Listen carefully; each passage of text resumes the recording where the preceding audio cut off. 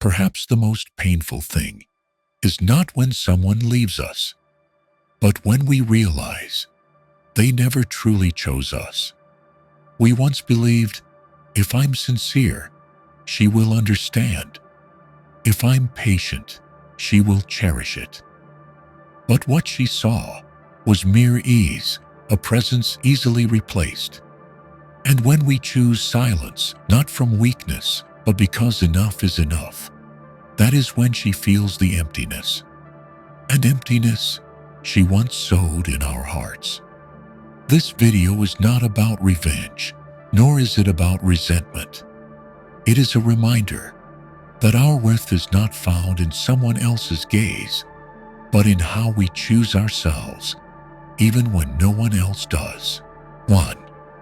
When loyalty is mistaken for dependency, there's a kind of pain that doesn't come from betrayal, but from prolonged misunderstanding.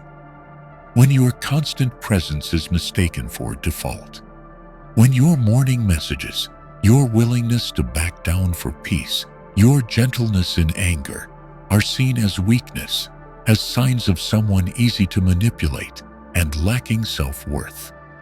In a relationship, some choose to love unconditionally without keeping score.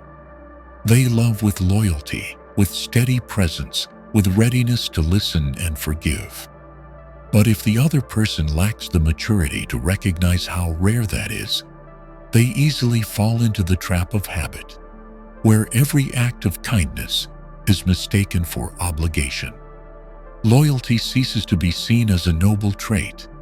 It becomes the foundation upon which others build control. Gradually, someone once emotionally free becomes led, judged by every minor act. Devotion is mistaken for frailty in the eyes of those who fail to appreciate it. Some men endure, hold back, and hope that if they love long enough, sincerely enough, the other will change.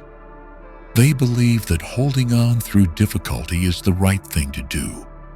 But what they often fail to see is this: their patience is being used as a tool to maintain the other person's upper hand.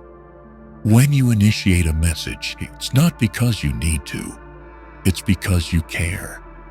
But when that action becomes one-sided, no longer met with the same sincerity, it starts to lose meaning.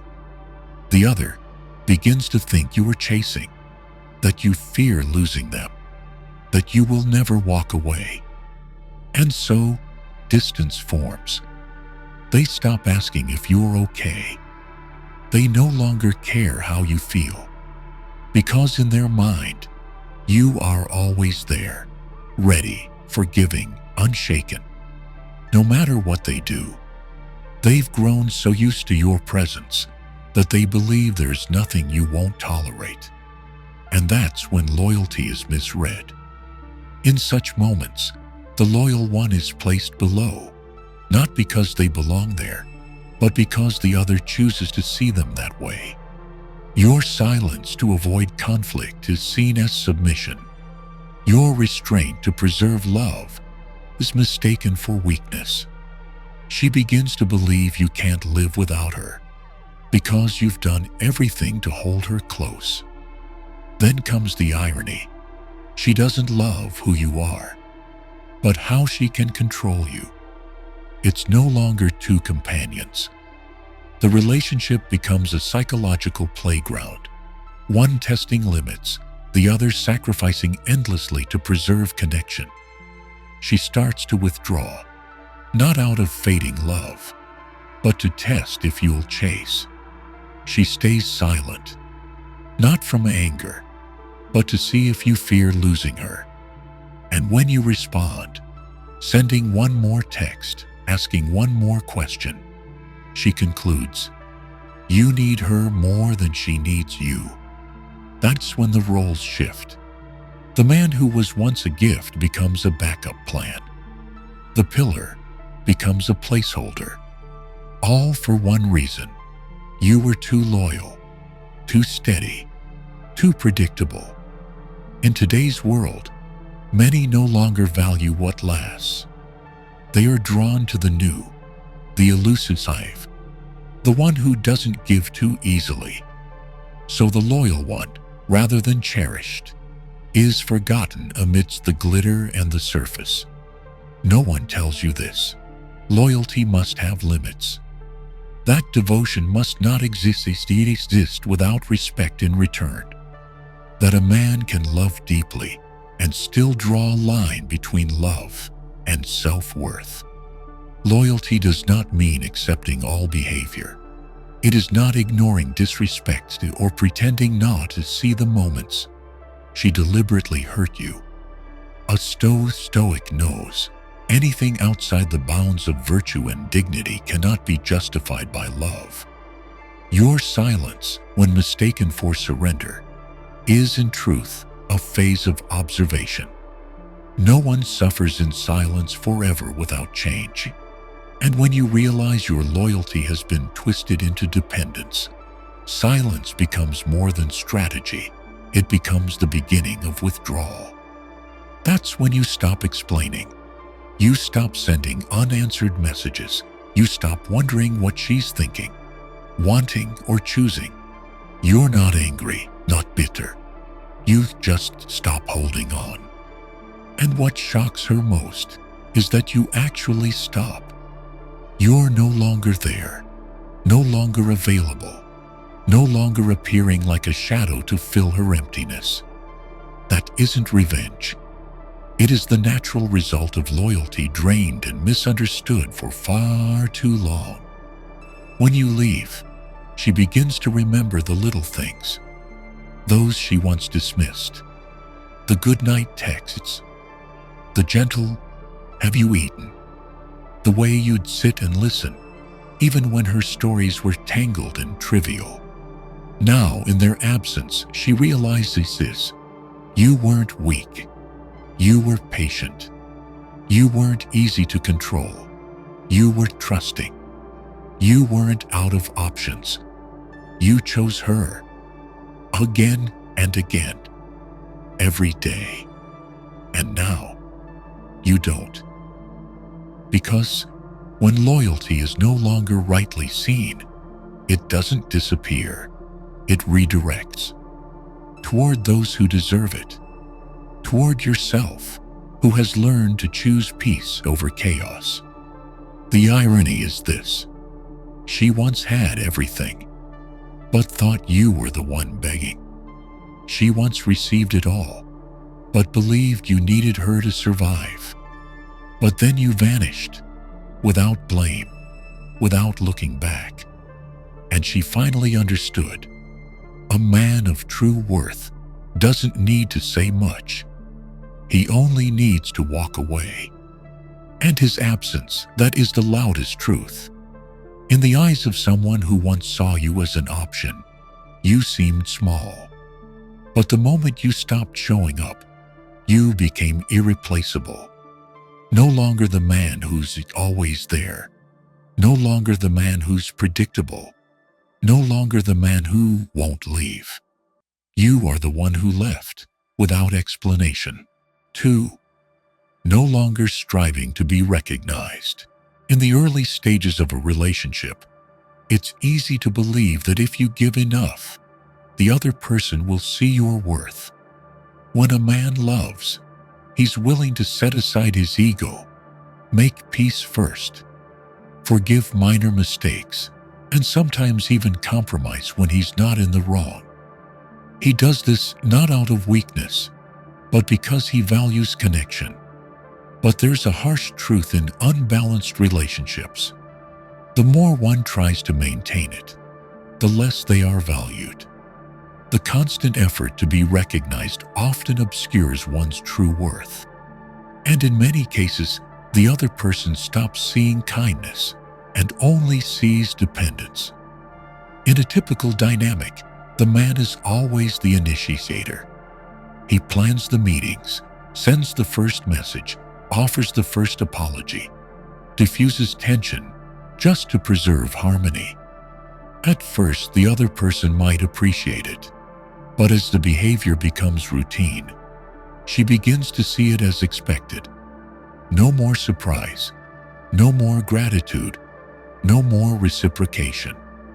Over time, his efforts are no longer seen as love, but interpreted as proof that he has no value without her. Acts once rooted in sincerity are reduced to manipulation. When he asks about her day, she assumes he's seeking approval. When he shows care, she suspects he's trying to earn points. She begins to believe his affection is merely a strategy to hold on, not genuine love. What's dangerous is this shift in perception. The more he tries to prove his love, the lower her regard for him becomes. Affection turns into burden. Kindness is mistaken for insecurity, and every effort is scrutinized as a sign of needing her. Thus begins a vicious cycle. The more he tries, the further she drifts. She no longer sees him as attractive. Not because he changed, but because she no longer feels the need to win him over. She believes he'll always be there, always waiting, never daring to leave. She starts to pull away. Replies come slower. Conversations lose depth. Meetings feel hollow. And though he senses the change, he keeps hoping. He believes that if he just holds on a little longer, things will return to how they were. So he does more. He concedes more, pleases more, tries to fill her emotional void with his own depletion. But nothing he does gets through. She doesn't change. In fact, her indifference grows. Because once someone is certain you won't leave no matter what, they no longer have a reason to keep you. Love requires reciprocity. When only one side is trying, it ceases to be love. It becomes exhaustion. And the one who suffers most is often the one who hoped the hardest. When the man finally asks for respect, when he says the relationship must involve mutual effort, she immediately feels threatened. She labels him controlling, difficult, too sensitive, when all he's asking for is fairness. Because in her view, if he truly loves, he should accept everything, unconditionally. That's the irony. He's not seeking power. He just wants a relationship built on equality. But in her eyes, that's unacceptable because it disrupts the position of dominance she's grown accustomed to. After countless rejections, criticisms, and misinterpretations, the man begins to ask himself, "Am I doing something wrong?" He doubts his own feelings, thinking perhaps he expects too much, asks too much, wants too much. But this isn't too much. It's the basic need of any relationship. To be seen, to be heard, to be acknowledged rightly. Without genuine feedback, every gesture loses meaning. The hug that isn't returned. The good night that gets no reply. The caring questions ignored like passing wind. In such a space, love can't grow. It only slowly erodes. Eventually, the man realizes nothing he does will ever be enough. No matter how hard he tries, his love can't force someone to value him. No matter how much he gives, he can't make someone see his worth if they choose not to. And that is the moment of awakening. To stop trying to be recognized is not surrender. It is liberation. It is choosing to stop building a house on sand. It is refusing to keep investing emotion into someone no longer willing to understand who you are. The man does not walk away because he stopped loving. He walks away because staying would mean losing himself. No more explaining. No more justifying his feelings. No more trying to prove he's good enough. Silence is no longer a symptom of pain. It is a conscious choice. He begins to do the things he once postponed, too busy trying to be seen. Reading, training, growing his career, rebuilding healthy connections. With no one left across the chessboard, he clears the board and begins a new game, with himself as the only worthy opponent. That silence, it's not punishment for her. It's his reward. After all he's endured, he doesn't wait for an apology, doesn't hope she returns, doesn't need validation that he was right or wrong. He no longer needs recognition, because now he recognizes himself. And she, when she senses the shift, begins to feel the loss. No more man asking how she is. No more man breaking the silence after every fight. No more man willing to change for her, adjust for her, wait for her. She starts to search for the old signs, remembers the small loving gestures he once offered unconditionally. And then she realizes it's over. Not because she ended it, but because he, quietly, had ended it long ago. There is no room left for explanations. No second chances, nothing to salvage, because the one who had stayed far too long, hoping foolishly, now wants nothing but peace. The one who once tried to be recognized now no longer waits for it. Because in the journey of reclaiming oneself, you don't seek approval from others. You learn how to no longer depend on it. 3. The power of silence. To the ignorant, silence appears as weakness, a sign of someone lacking the courage to confront, the strength to resist. But to one who has been wounded by unfulfilled expectations, silence is not surrender. It is the beginning of awakening. Silence is not a passive response. It is a deliberate act, chosen by one who once spoke too much, explained too often, lowered themselves too far, and has now realized that words lose meaning when they fall upon ears unwilling to hear. In an imbalanced relationship, the man often speaks more, not because he lacks emotional discipline, but because he still holds hope. He hopes that if she understands, she will change. He believes that if he is sincere enough, she will feel it. But over time, he sees. The more he speaks, the more he is ignored. The more he tries to express, the more invisible he becomes. And so, he chooses silence. Not the silence of submission, but the silence of cessation. Cessation of expectation. Cessation of explanation. Cessation of the need to make someone understand what they refuse to see. This silence doesn't arrive in a single night. It is forged through hundreds of interruptions, dismissals, and accusations of being too sensitive, too serious, or too demanding. At its deepest, silence becomes the final declaration of someone who once loved and is now learning to love himself again. When the man stops texting each morning, stops checking in each night, stops being the first to resolve every conflict, many women begin to feel uneasy. They were used to him always reaching out. They took his presence for granted. And as that presence fades, they encounter something unfamiliar: emptiness. The emptiness left by silence is unlike any absence. It isn't loud, it doesn't announce itself, but it is heavy, impossible to ignore. Because when there are no more arguments, no more pleadings, no more words exchanged, what remains is a mirror.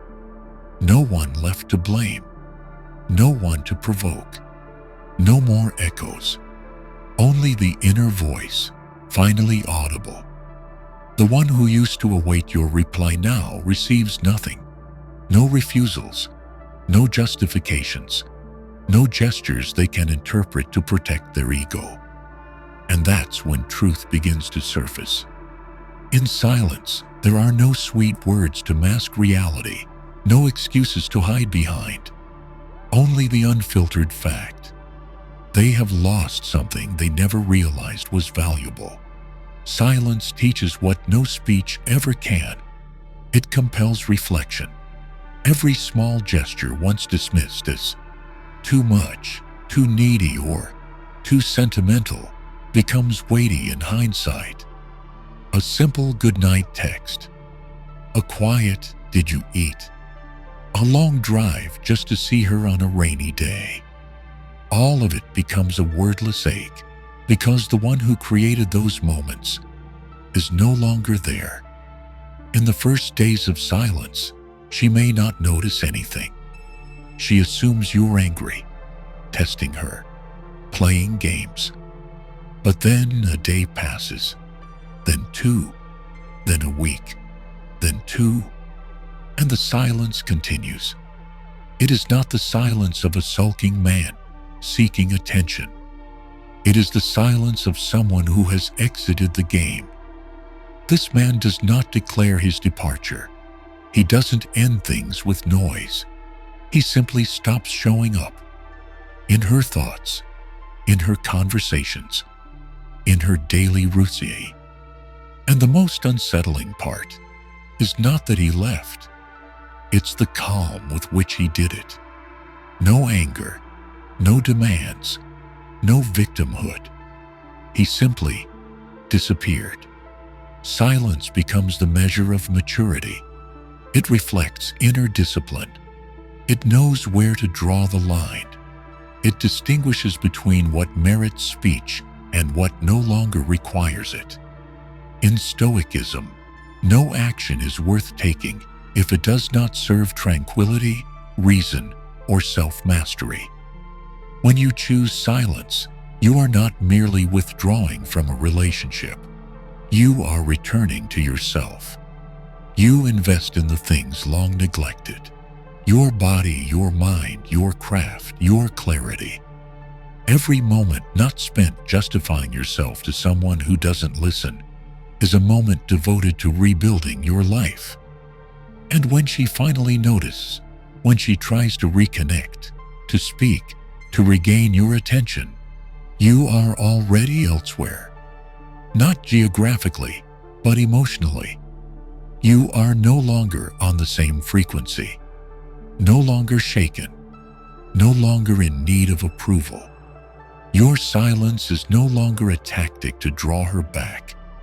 It is the severing of invisible chains, your way of untangling the knot you once thought unbreakable.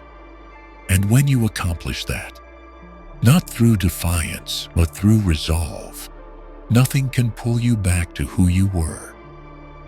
She may call your name, may send long emotional messages, may post cryptic statuses, but none of it will reach you. Not because you no longer care, but because you have learned how to love without losing yourself. Silence is not avoidance of emotion. It is the expression of emotion without word states. Clear, unmistakable, weighty. In a world full of noise, the one who knows how to be silent holds true power. For when all speech has lost meaning, when interaction ceases, what matters most is not action, but inaction. The chosen withdrawal, the refusal to play a game in which you were the only serious participant. In the depth of Stoic thought, silence is the highest form of self-command. No one can manipulate the one who does not react. No one can win a psychological battle against the one who no longer plays by old rules. And no one can keep a man who has freed himself. When you choose silence, you are choosing yourself. You reclaim the right to define your own worth. And you begin to rewrite your story, not through blame, but through powerful calm. 4. When she begins to regret, but it's already too late. There's a truth few care to admit. People often only recognize value once it's gone. During the days he was still present, quietly, sparingly, even just through a simple message. She never paused to feel it, because in her mind, he was always there. He was a given, something that couldn't be lost. But as the silence stretched, as he stopped reaching out and no longer showed up in her life in any form, a void began to form. And for the first time, she truly felt what he had once endured: emptiness. That void didn't come from the lack of someone to talk to. It wasn't just physical absence. Deeper still, it was emotional emptiness. The place where she had once been cared for, loved, prioritized, now stood utterly cold. The morning texts disappeared. The patient listening faded. The steady presence during her moments of uncertainty, gone, with no one to replace it. She began to revisit old memories, not by choice, but because the human mind tends to rewind in solitude. And when all else quieted, when the world fell still, she could finally hear what had once been familiar sounds. His calm voice, his encouragement when she was low, his simple, attentive questions that made her feel seen. What once seemed trivial now weighed heavily in memory. She remembered how he'd ask if she'd eaten, how he cared about her sleep, how he apologized even when he wasn't wrong, just to keep her from hurting. At the time, she dismissed these gestures. She believed they were obligations, that he should be that way. And it was that belief that led her to take him for granted. His patience was mistaken for dependency. His efforts to protect the relationship were labeled as weakness. His initiative was interpreted as proof that he needed her more than she needed him.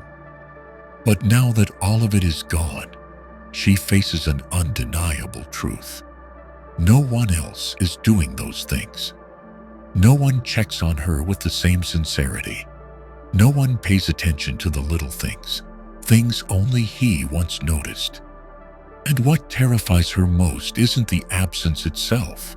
It's the sinking feeling that none of it will return. She tried reaching out. She sent a message. She waited, hoping for a reply, even a single dot, but all she received was silence. No anger, no blame, just emptiness. A complete absence, cold, final, and without a way back. She began to realize that men like him, those who love through action, through consistency, through keen presence, are not the kind who return once they've left. They don't walk away in anger and come back when it fades. They leave in silence, and that is the true ending. She regrets it, but can't say it, because to speak it aloud would mean admitting she lost something she didn't know how to hold. That regret doesn't arrive like a storm. It seeps in, quietly, relentlessly. Each time something reminds her of him, a song, a habit, a stray memory, the sense of loss deepens. She sought out others, tried to fill the void, but the more she tried, the clearer it became. No one does what he did. No one listens like he listened. No one is as patient as he was. No one loves like he did, not with grandeur or urgency, but with depth and endurance. And that's when she understood. She didn't just lose a man. She lost a kind of love she may never encounter again. Not because he was flawless, but because he once saw her as the most important thing, and she failed to see it when it mattered. That regret doesn't strike during her busy nights or happy days. It arrives in her weakest moments. When she's sick, when she's disillusioned, when she feels lost, and no one calls to ask if she's okay. In those moments, she remembers him. And with that memory comes a sorrow beyond words. She returns to old memories, scrolls through past messages, replays song he once sent, looks at photos they took together. She doesn't know why, maybe to hold on to something, maybe to avoid the truth that it's all over. But none of it can change the core truth. He's gone. Not because he stopped loving, but because he learned that love without respect is a form of self-destruction. She once believed he'd never leave, that he was too kind to let go, that he loved her too much to ever choose himself. What she didn't know was this: true kindness is not in clinging, but in knowing when to let go. By the time she realized this, every door had closed. No narrow path left to return. No signal left to hope for. She could apologize, admit she was wrong. But those words can't erase the feeling of being disregarded, taken for granted, and used over and over again. And what she must now accept is this: once a man who loved deeply learns to love himself, he will never again allow anyone to harm him the way they once did. She will move on. There will be happy days, new people, new opportunities, but always in some corner of her mind, a place no one else can fill, he remains. A man who came, who loved, who endured, and who at last let go. Regret in this case is not punishment. It is a natural consequence. It needs no trigger. It arises from the late realization that she traded something precious for things that never mattered. And now, as she finally looks back, as every image of him becomes clearer than ever before, it's already far too late. 5. She no longer sees you, only the shadow of herself. After he disappeared, after days without a message, without the steady care she once received, she began to sense that something was off. At first, she called it distance. Then she reasoned it was a phase needing space. But with time, the void grew undeniable, not a pause, but a truth. He was no longer there. She started looking for him in her routines, checking her phone each morning only to find no familiar greeting, opening her inbox and seeing no warm message like wishing you a peaceful day. She revisited places they had once gone, dined at the usual spots, replayed songs they used to share. But everything was now silent. Not silent because they had lost contact, but because she realized he no longer existed in her present. And then, as she searched for his image in memory, she discovered that what she faced was not him, but the shadow of herself. In trying to find him, she was confronting all that she had done, her choices, her apathy, her inattentiveness. Returning like a wordless mirror, she no longer saw the one who had once loved her, only a reflection of herself in that relationship, a version of herself who constantly demanded but rarely gave back, someone who received abundant care yet never learned how to preserve it, someone once placed first yet treated that love as something owed. The mirror of the past did not reflect him. It reflected her. Every kind act he once offered, every effort he made to keep peace, every step back he took, now stood as testimony to her indifference. Every message she once dismissed, every silence in which he was left alone, every attempt he made to keep the bond, now formed an image she could no longer erase. She began to see that during those past days, she had never truly seen him, only the satisfaction of her own needs being met. He wasn't a person. He was a source from which she drew emotion, attention, and presence. When she was happy, he was her audience. When she was low, he was her support. But when he needed her, she wasn't there. Not because she didn't know, but because she believed he was strong enough not to need anyone. In that inner journey, she was no longer seeking him. She was seeing parts of herself she had long denied.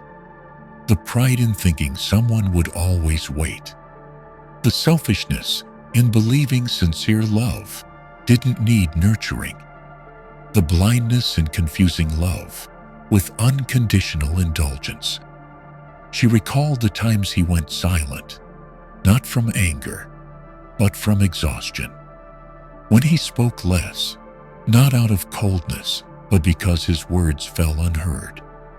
When he grew distant, not from change, but from trying to understand why love had turned into a one-sided struggle. And now, with everything over, with no message to send, no call to make things right as before, she realized his disappearance wasn't the end of love, but the reflection of its final boundary. She felt empty, not because she lost him, but because she now faced herself, unwaked. Every memory of him was no longer just about missing a person, but about missing the way she had once been treated, loved, and taken it all for granted. His prolonged silence didn't just leave emptiness. It created a quiet space in which she could finally hear her own inner voice. A voice that neither accused nor condemned, but asked, "Why did I let that happen? Why didn't I listen when I had the chance? Why didn't I hold on to the one who once saw me as his only?" The deeper she went into self-examination, the clearer it became. The shadow she now saw wasn't a man who left her. It was her own undeveloped self. A self who loved being loved, but didn't know how to love back.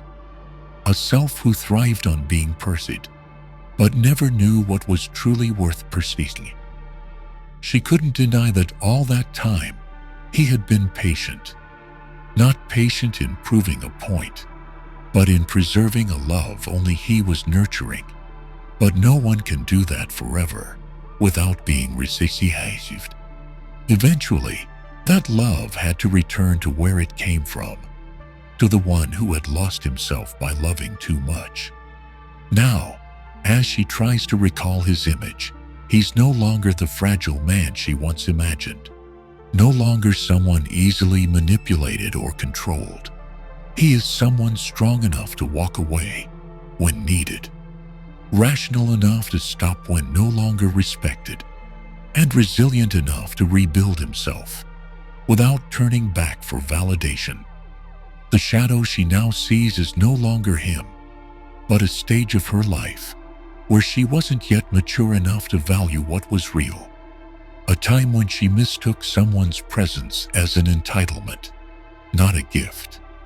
A time when she didn't understand that love, too, has limits, and once crossed, it does not end in chaos, but in silence. She cannot rewind time, cannot undo the harm done, cannot replace the one who was there with a replica. The only thing left was to face it, to face the shadow of herself, and to face the truth that, in the path of growing up, the cost of not knowing how to cherish something is sometimes an irreversible loss. 6. You didn't lose her. She lost a man who was reborn. Some endings may feel like loss, but in truth, they mark a turning point, one that brings a person closer to becoming their truest self. When a man chooses to walk away after a long stretch of pain, it's not merely an act of letting go. It's a declaration of rebirth. From someone who once loved wholeheartedly, who sent messages each morning, who yielded to preserve peace, who tried to mend what could not be mended alone. He is no longer that man. Not because he has changed completely, but because pain taught him to grow. He no longer seeks love as a measure of self-worth. He no longer needs someone to feel enough. He has learned to move forward, not with bitterness, but with reason and calm. He once thought losing her would be the worst thing that could happen. But time revealed this. The worst isn't losing someone. It's losing yourself trying to hold on to someone who no longer wants to stay. And when he stopped fighting for what could no longer be saved, he began fighting for the one he had abandoned for years, himself. He returned to who he was, starting again from the smallest things, a steady daily rhythm, consistent workouts, not to prove anything, but to build discipline. Books once left unfinished, now read, page by page. He kept a journal, not to complain, but to mark his path. He meditated, not to escape reality, but to observe his mind with honest clarity. Each day he reclaimed pieces of the man lost in senseless compromise. He no longer looked for apologies from the past. He no longer hoped for a final conversation to close the story.